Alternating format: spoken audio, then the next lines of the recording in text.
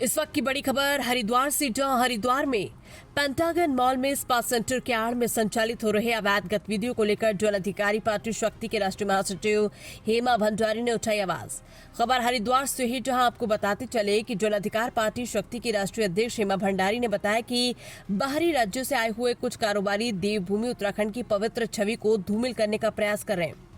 उन्होंने कहा कि लंबे समय से प्रदेश के विभिन्न जिलों में स्पा सेंटर की आड़ में देवभूमि उत्तराखंड में क्रॉस मसाज जैसी गतिविधियां वैध नहीं हैं,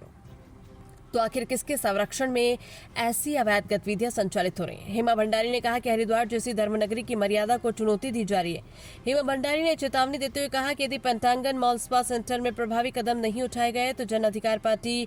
शक्ति द्वारा जन जागरण अभियान चलाकर इस मुद्दे और व्यापक स्तर को उठाया जाएगा। हरिद्वार से संवाददाता विकास पाल की रिपोर्ट। कल जो है पेंटागन मॉल गए थे और वहाँ पे कुछ स्पा सेंटर चल रहा है जिसमें गलत गतिविधियों से कार्य किया जाता है, तो क्या आपके जाने के बाद क्या आपने वहाँ क्या देखा? देखिए, काफ़ी टाइम से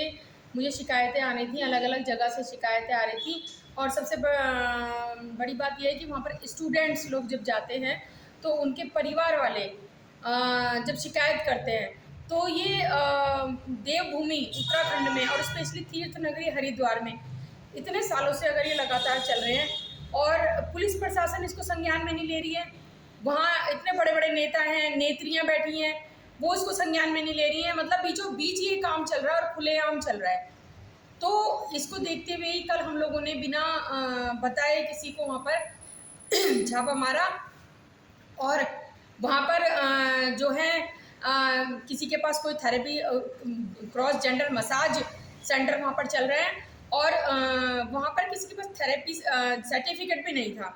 एक संचालिका है जो पहले भी पकड़ी गई है। शिवालिक नगर में भी एक भांडाफोड़ हुआ था, शिवालिक नगर में भी ऐसा कांड सामने आया था, उसके बावजूद भी पेंटागन मॉल में खुलवा दिए गए इस तरह के स्पा सेंटर जो कि पूरे भारत में बैन है। लेकिन यहाँ पर तीर्थ नगरी और धर्म नगरी हरिद्वार में तक ऐसे काम चल रहे हैं। वैसे तो पूरे उत्तराखंड में ही चल रहे हैं, तो क्यों नहीं संज्ञान में लिया जा रहा है? क्यों मुख्यमंत्री जी, शासन प्रशासन इसको संज्ञान में नहीं ले रहा है? तो हम लोगों ने जब वहाँ पर छापा मारा तो हमारे साथ में हाथापाई भी की गई, हमारे साथियों के साथ हाथापाई की गई, हमारे मोबाइल तक छीने गए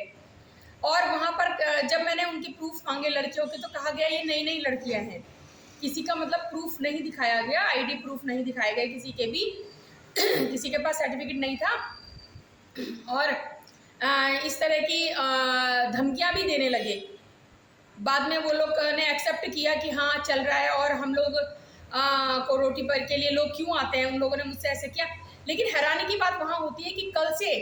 अब तक मीडिया तक इसको छाप चुकी है, मीडिया तक देख चुकी है और हम वायरल हो चुका है। उसके बाद वहाँ की पुलिस प्रशासन में है, वहाँ का LIU, वहाँ की इंटेलिजेंस, मतलब क्या किस चीज़ का इंतज़ार कर रहे हैं कि वहाँ पर कोई घटना हो जाए, कोई दुर्घटना घट जाए, इस चीज़ का इंतज़ार कर रहे हैं या क्यों बढ़ावा दिया जा रहा है? तो ये बड़ा सोचनीय विषय है और सीधा सवाल पुलिस प्रशासन पे लगता है कि पुलिस प्रशासन ने क्यों इसका संज्ञान नहीं लिया और अगर संज्ञान में था तो क्यों एक्शन नहीं लिया गया। और हमने अल्टीमेटम दिया है कि अगर 3 दिन के अंदर सील नहीं किए गए इस तरह के सेंटर तो हमारा जो है बहुत बड़ा प्रदर्शन हम लोग करेंगे, इसके लिए आंदोलन होगा। और ऐसे ही कई सेंटर चल रहे हैं, रघुनाथ मॉल में चल रहे हैं, रुड़की में, इन्हीं के जो पेंटागन मॉल में मतलब इतनी कमाई हो गई है कि 5 सेंटर इनके रुड़की में भी खुल गए हैं। तो लगातार इस तरह के सेंटर देवभूमि उत्तराखंड में जो चल रहे हैं वो बिल्कुल बर्दाश्त नहीं किए जाएंगे और इसके लिए पूरी मुहिम चलाई जाएगी और जन अधिकार पार्टी जनशक्ति इसके लिए पूरी मुहिम चलाएगी। हमारी महिला शक्ति इसके लिए मुहिम चलाएगी और पुलिस प्रशासन को इसका जवाब देना होगा, क्योंकि हम जो आंदोलन करेंगे, जो हम प्रदर्शन करेंगे वो पुलिस और प्रशासन के खिलाफ